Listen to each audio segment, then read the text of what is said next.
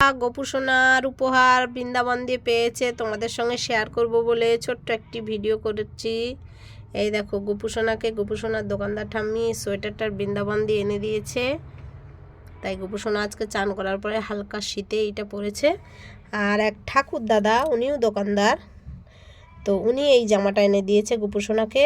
তো গোপুসোনা রবিবারে মহোৎসব হবে, তাই ঠাকুর দাদা বলেছে রবিবারে এই জামাটা পরাতে, বৃন্দাবন দিয়ে এনে দিয়েছে। এই দেখো।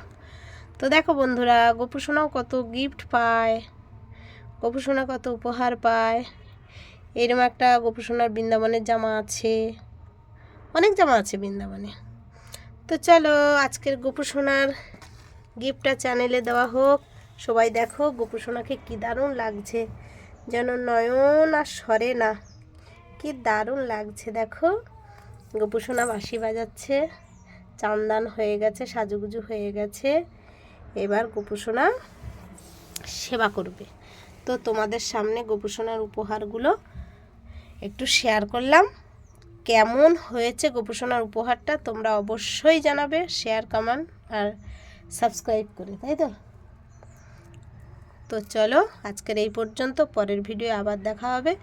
তোমরা কিন্তু এই ভিডিওটা বেশি বেশি করে শেয়ার লাইক কমেন্ট করবে, হ্যাঁ। জয় নিতাই, জয় রাধে, রাধা মাধব।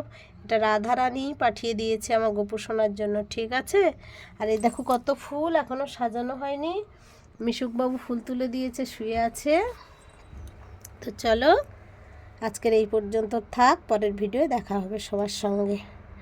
টাটা বাই, জয় নিতাই। আমি এবার সেবা করব, তাই না গোপুসোনা? বলে দাও সবাইকে। সবাই কিন্তু আমার মহোৎসবে আসবে রবিবারে 2টোর মধ্যে।